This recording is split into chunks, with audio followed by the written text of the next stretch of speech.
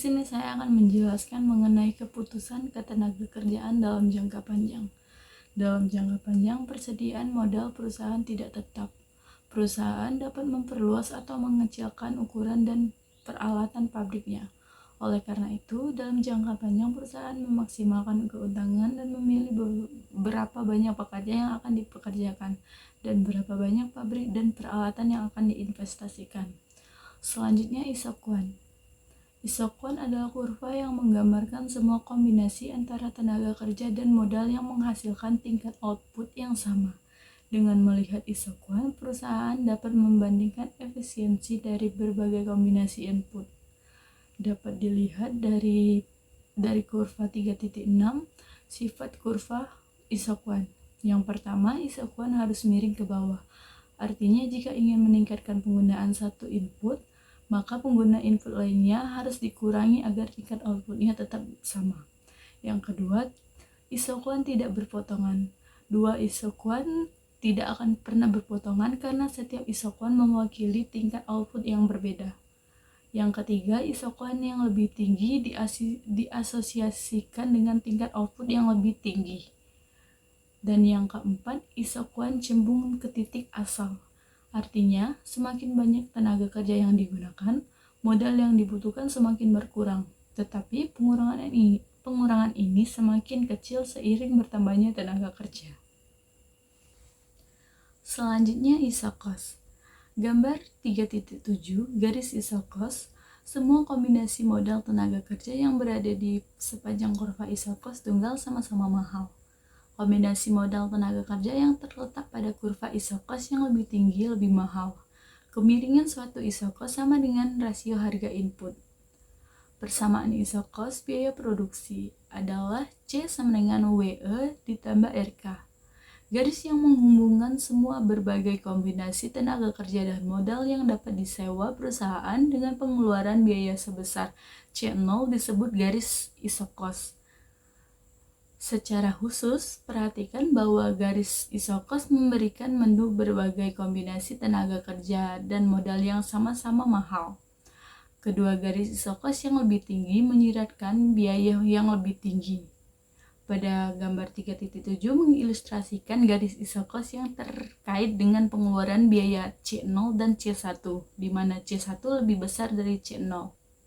Akhirnya dapat dengan mudah menurunkan kemiringan garis Isokos dengan menulis ulang persamaan, yaitu K sama dengan C per R dikurang W per R E. Persamaan ini berbentuk Y sama dengan A ditambah BX, dengan titik potong C per R dan kemiringan minus W per R. Oleh karena itu, kemiringan garis Isokos adalah negatif dari rasio harga input. Kemiringan kurva Isokwan. Kemiringan ini disebut dengan marginal rate of technical substitution, yaitu tingkat di mana modal bisa digunakan oleh tenaga kerja, atau sebaliknya untuk tetap menghasilkan jumlah output yang sama. MRTS biasanya menurun sepanjang kurva Isokwan, yang berarti semakin banyak tenaga kerja yang digunakan, semakin sedikit modal yang dibutuhkan. Namun pengurangan modal tidak sebesar sebelumnya. Persamaan kemiringan kurva Isokwan. Delta K per delta E sama dengan MPE per MPK. MPE adalah produk marginal dari tenaga kerja. MPK adalah produk marginal dari modal. Lalu minimisasi biaya. Sebuah perusahaan yang memaksimalkan laba yang memproduksi Q0 unit output jelas ingin memproduksi unit-unit ini dengan biaya serendah mungkin. Pada gambar 3.8 terdapat kurva kombinasi input optimal perusahaan. Perusahaan meminimalkan biaya produksi Q0 unit output dengan menggunakan kombinasi modal tenaga kerja pada titik P, di mana Isokwan bersinggungan dengan Isokos.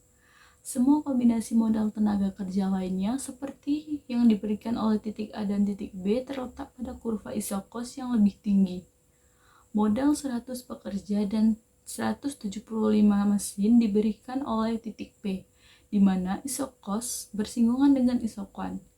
Pada titik P, perusahaan memproduksi Q0 unit output dengan biaya serendah mungkin karena menggunakan kombinasi modal tenaga kerja yang terletak pada iso cost serendah mungkin. Perusahaan dapat memproduksi Q0 unit output dengan menggunakan kombinasi modal tenaga kerja lainnya, seperti titik A atau titik B pada isokuan. Pilihan ini bagaimanapun akan lebih mahal karena menempatkan perusahaan pada garis isokos yang lebih tinggi dengan pengeluaran biaya C1 dolar. Pada solusi meminimalkan biaya P, kemiringan isokos sama dengan kemiringan isokuan atau MPE per MPK sama dengan W per R. Oleh karena itu, minimisasi biaya mensyaratkan bahwa tingkat substitusi teknis marginal sama dengan rasio harga. Intuisi di balik kondisi ini mudah ditangkap jika kita menulis ulang sebagai MPE per W sama dengan MPK per R. Pekerja terakhir yang dipekerjakan menghasilkan unit output MPE untuk perusahaan dengan biaya W dolar. Jika produk marginal tenaga kerja adalah 20 unit dan upah adalah 10 dolar, rasio MPE per W mengimplikasikan bahwa dolar terakhir yang dihabiskan untuk tenaga kerja menghasilkan 2 unit output. Demikian pula rasio MPK per R memberikan hasil dolar terakhir yang dihabiskan untuk modal. Baiklah, selanjutnya saya akan menjelaskan 3.4, yaitu kurva permintaan tenaga kerja jangka panjang. Pada gambar 3.9, yaitu dampak pengurangan upah mempertahankan pengeluaran biaya awal yang konstan pada C0. Pengurangan upah meratakan kurva isokos. Jika perusahaan mempertahankan pengeluaran biaya awal konstan pada dolar C0, isokos akan berputar di sekitar C0 dan perusahaan akan berpindah dari titik P ke titik R. Namun, perusahaan yang memaksimalkan laba umumnya tidak ingin menahan pengeluaran biaya konstan ketika upah berubah. Rotasi isokos di sekitar perpotongan asli C0 per R mengimplikasikan bahwa pengeluaran biaya perusahaan dipertahankan konstan pada dolar C0. Tidak ada dalam teori memaksimalkan laba yang mengharuskan perusahaan menanggung biaya yang sama sebelum dan sesudah perubahan upah. Kendala jangka panjang perusahaan diberikan oleh teknologi, sebagaimana dirangkum oleh fungsi produksi dan oleh harga konstan dari output dan input lainnya, atau P dan R. Secara umum, perusahaan tidak akan memaksimalkan keuntungannya dengan membatasi diri untuk mengeluarkan biaya yang sama sebelum dan sesudah perubahan upah. Dan terlihat pada gambar 3.10, A menunjukkan dampak pengurangan biaya marginal. Ini pada skala perusahaan, atau yaitu pada ukuran perusahaan. Karena kurva biaya marginal turun dari MC0 menjadi MC1. Pemotongan upah mendorong perusahaan untuk memproduksi 150 unit daripada 100 unit. Oleh karena itu, perusahaan akan melompat ke isokuan yang lebih tinggi.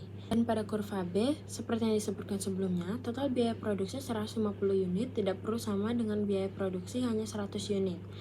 Seperti yang digambarkan, lapangan kerja perusahaan meningkat dari 25 menjadi 50 pekerja.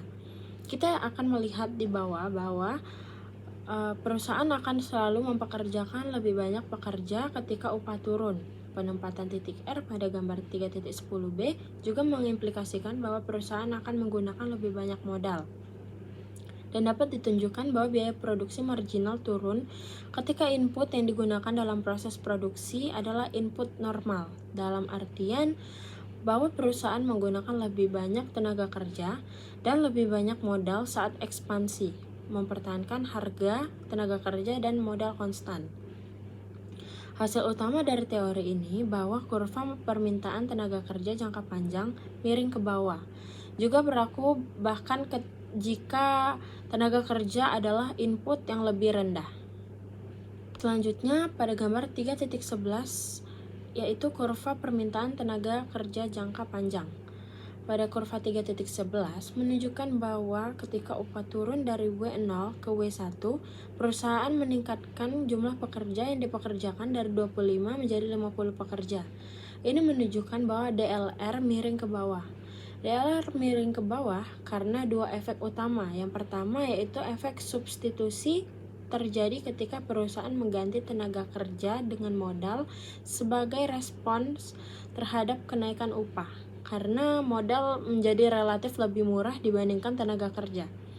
Yang kedua yaitu efek skala terjadi ketika perubahan upah mendorong perubahan dalam total produksi. Jika upah turun, perusahaan mungkin meningkatkan skala produksinya, yang berarti mereka akan mempekerjakan lebih banyak tenaga kerja. Dan yang terakhir yaitu gambar 3.12, yaitu efek substitusi dan skala. Gambar tersebut menunjukkan kurva permintaan tenaga kerja dan modal dalam kaitannya dengan tingkat upah atau wage dan tingkat penggunaan modal. Seperti yang kita lihat, pada sumbu horizontal atau employment mewakili jumlah tenaga kerja dengan angka-angka seperti 25, 40, dan 50 yang menunjukkan jumlah tenaga kerja yang dipekerjakan. Pada sumbu vertikal atau kapital mewakili kapital yang diukur dalam bentuk C0 per R dan C1 per R. Ini menunjukkan jumlah kapital yang dibutuhkan pada tingkat bunga tertentu atau R. Pada kurva biru miring ke bawah menunjukkan hubungan negatif antara jumlah tenaga kerja dan kapital pada tingkat upah tertentu. Pada kurva yang di sebelah kiri menunjukkan keadaan ketika upah adalah wage W0 lebih tinggi, sedangkan kurva di sebelah kanan menunjukkan ketika upah adalah wage W1 lebih rendah. Selanjutnya itu kurva yang berbentuk melengkung yang menghubungkan titik-titik seperti P, Q, dan R. Tampaknya adalah kurva Isoquant yang menunjukkan kombinasi kapital dan tenaga kerja yang menghasilkan tingkat output yang sama, 100 atau 150 unit output. Pada titik P mewakili kombinasi tenaga kerja atau 25 dan kapital pada tingkat output tertentu dengan upah W0. Selanjutnya di titik Q mewakili kombinasi lain dari kapital dan tenaga kerja atau 40 tenaga kerja pada tingkat upah yang sama dengan tingkat output yang lebih tinggi atau 150 unit output. Dan pada titik R pada tingkat upah W1, titik ini menggambarkan pilihan lain dengan lebih banyak tenaga kerja, yaitu 50 tenaga kerja, tetapi dengan kombinasi kapital yang lebih rendah. Secara keseluruhan, kurva ini memberikan gambaran mengenai keputusan produsen terkait penggunaan kapital dan tenaga kerja berdasarkan perubahan upah dengan mempertimbangkan tingkat output tertentu. Dan pada gambar 3.13, kurva permintaan jangka pendek dan jangka panjang untuk tenaga kerja. Kurva ini menunjukkan kurva permintaan tenaga kerja dalam jangka pendek dan jangka panjang dengan upah dalam dolar pada sumbu vertikal dan tenaga kerja atau employment pada sumbu horizontal.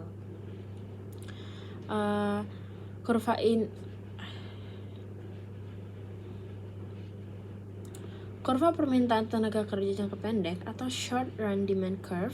Kurva ini lebih curam dan menunjukkan bahwa dalam jangka pendek, perusahaan kurang fleksibel dalam menyesuaikan jumlah tenaga kerja. Ini bisa disebabkan oleh adanya kontrak tenaga kerja, peralatan yang sudah ada, atau keterbatasan kapasitas produksi yang membuat perusahaan lebih sulit untuk menambah atau mengurangi tenaga kerja secara cepat. Lalu ada perubahan dalam upah akan menyebabkan perubahan kecil dalam jumlah tenaga kerja yang dipekerjakan, sehingga permintaan tenaga kerja kurang elastis dalam jangka pendek. Pada kurva permintaan tenaga kerja jangka panjang atau long run demand curve, kurva ini lebih landai, menunjukkan bahwa dalam jangka panjang perusahaan memiliki lebih banyak fleksibilitas dalam menyesuaikan tenaga kerja. Perusahaan bisa lebih mudah menambah atau mengurangi jumlah tenaga kerja karena ada lebih banyak waktu untuk melakukan penyesuaian, seperti mengubah modal, investasi teknologi baru, dan merestrukturisasi bisnis. Pada jangka panjang, perusahaan lebih elastis terhadap perubahan upah, sehingga perubahan dalam upah akan menyebabkan perubahan yang lebih besar dalam jumlah tenaga kerja yang dipekerjakan. Di sini saya akan melanjutkan menjelaskan 3.5 yang akan membahas mengenai elastisitas pergantian. Elastisitas pergantian adalah ukuran yang menunjukkan seberapa mudah perusahaan bisa menggantikan tenaga kerja dengan modal atau sebaliknya saat harga tenaga kerja atau modal berubah. Ini penting dalam pengambilan keputusan perusahaan tentang bagaimana mengatur jumlah pekerja dan modal yang mereka gunakan. Nah, berikut ini terdapat dua ekstrem dalam elastisitas pergantian, yaitu yang pertama di sebelah kiri, yaitu perfect substitutes atau pengganti sempurna, dan yang di kanan adalah perfect complements atau komplement sempurna. Nah, di dalam kurva pengganti sempurna ini, kurva isokuan pada diagram A adalah garis lurus yang menurun. Ini menunjukkan bahwa tenaga kerja dan kapital adalah pengganti sempurna dalam proses produksi. Dengan kata lain, perusahaan dapat menggantikan satu unit tenaga kerja dengan jumlah tertentu dari kapital dan sebaliknya tanpa mempengaruhi tingkat output.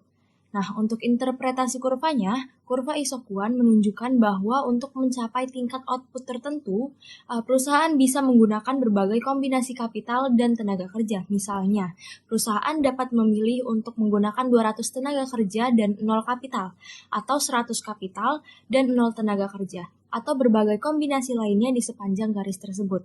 Kemudian untuk kombinasi substitusi sempurna itu dikarenakan kurva isokuan adalah garis lurus. Rasio substitusi marginal adalah antara tenaga kerja dan kapital adalah konstan. Ini berarti bahwa perusahaan bisa selalu menukar tenaga kerja dengan kapital dan sebaliknya dengan rasio yang tetap. Yang di kanan adalah perfect complements atau komplement sempurna. Kurva isokuan pada diagram B adalah berbentuk sudut siku-siku yang menggambarkan bahwa tenaga kerja dan kapital adalah komplement sempurna. Dalam hal ini, produksi hanya bisa terjadi jika kedua input digunakan dalam proporsi tertentu.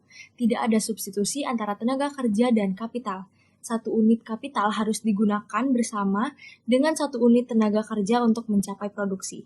Nah, untuk interpretasi kurvanya, pada titik di sudut kurva isokuan, kombinasi 20 tenaga kerja dan 5 kapital diperlukan untuk mencapai output. Tambahan tenaga kerja tanpa kapital atau kapital tanpa tenaga kerja tidak akan meningkatkan produksi. Dan untuk kombinasi proporsionalnya, pada kurva ini perusahaan harus menggunakan kombinasi tertentu dari tenaga kerja dan kapital. Misalnya, jika perusahaan menggunakan lebih dari 5 unit kapital, tetapi tidak menambah tenaga kerja, produksi tetap tidak akan meningkat. Demikian pula jika tenaga kerja ditambah tanpa penambahan kapital, tidak akan ada peningkatan output yang terjadi. Saya akan melanjutkan penjelasan 3.7 yang akan membahas mengenai aturan turunan permintaan Marshall. Aturan permintaan turunan Marshall yang terkenal menggambarkan situasi yang cenderung menghasilkan kurva permintaan tenaga kerja yang elastis dalam industri tertentu. Nah, aturan-aturan ini yang pertama adalah permintaan tenaga kerja semakin elastis, semakin besar elastisitas substitusi. Aturan ini mengikuti fakta bahwa ukuran efek substitusi bergantung pada kelengkungan isokuan. Semakin besar elastisitas substitusi, semakin banyak isokuan terlihat seperti garis lurus, dan semakin banyak tenaga kerja dan modal yang serupa dalam proses produksi. Hal ini memungkinkan perusahaan untuk dengan mudah menggantikan modal dengan tenaga kerja ketika upah meningkat. Yang kedua adalah permintaan tenaga kerja semakin elastis, semakin besar elastisitas permintaan output. Ketika upah naik, biaya marginal produksi meningkat. Oleh karena itu, kenaikan upah menaikkan harga industri yang mengurangi permintaan konsumen akan produk tersebut. Karena lebih sedikit output yang dijual, perusahaan memangkas lapangan kerja. Semakin besar penurunan permintaan konsumen, yaitu semakin elastis kurva permintaan untuk output. Semakin besar pengurangan lapangan kerja dan semakin elastis kurva permintaan tenaga kerja industri tersebut. Yang ketiga adalah permintaan tenaga kerja lebih elastis. Semakin besar bagian tenaga kerja dalam total biaya, misalkan tenaga kerja merupakan input yang relatif penting dalam proses produksi. Dalam artian, bagian tenaga kerja dari total biaya adalah besar. Situasi ini mungkin terjadi misalnya ketika produksi sangat padat karya, seperti perusahaan yang menggunakan pengrajin yang sangat terlatih untuk memproduksi ornamen buatan tangan yang mahal. Dalam hal ini, bahkan peningkatan kecil dalam tingkat upah akan secara substansi meningkatkan biaya produksi marginal. Kenaikan biaya marginal ini menaikkan harga output dan mendorong konsumen untuk mengurangi pembelian perhiasan mereka. Perusahaan pada gilirannya akan mengurangi pekerjaan secara substansial. Sebaliknya, jika tenaga kerja tidak penting, sehingga tenaga kerja hanya merupakan bagian kecil dari total biaya, kenaikan upah hanya berdampak kecil pada biaya marginal, pada harga output, dan pada permintaan konsumen. ada sedikit kebutuhan untuk mempekerjakan perusahaan menyusut. Yang terakhir adalah permintaan tenaga kerja semakin elastis, semakin besar elastisitas penawaran faktor-faktor produksi lainnya, seperti modal. Kami berasumsi bahwa perusahaan dapat menyewa modal sebanyak yang mereka inginkan. Dengan harga konstan, misalkan ada kenaikan upah dan perusahaan ingin menggantikan tenaga kerja menjadi modal. Jika kurva penawaran modal tidak elastis, sehingga harga modal naik secara substansial. Karena semakin banyak modal yang disewa, insentif ekonomi untuk bergerak sepanjang isokuan sangat berkurang. Dengan kata lain, tidak begitu menguntungkan untuk menyingkirkan tenaga kerja dan menguntungkan modal sebagai gantinya, kurva permintaan tenaga kerja. Oleh karena itu, semakin elastis, semakin mudah untuk meningkatkan persediaan modal, yaitu semakin elastis kurva penawaran modal. Aturan Marshall juga menyiratkan bahwa serikat pekerja lebih mungkin berhasil ketika bagian biaya tenaga kerja kecil. Serikat pekerja kemudian dapat mengajukan tuntutan upah yang tinggi tanpa terlalu banyak menaikkan biaya marginal dari output. Nyatanya terdapat bukti bahwa serikat pekerja yang mengorganisir kelompok kecil pekerja seperti tukang listrik atau tukang kayu cenderung sangat berhasil dalam mendapatkan kenaikan upah yang cukup besar. Karena pekerjaan khusus ini membentuk sebagian kecil dari total biaya tenaga kerja. Kurva permintaan untuk para pekerja ini relatif tidak elastis.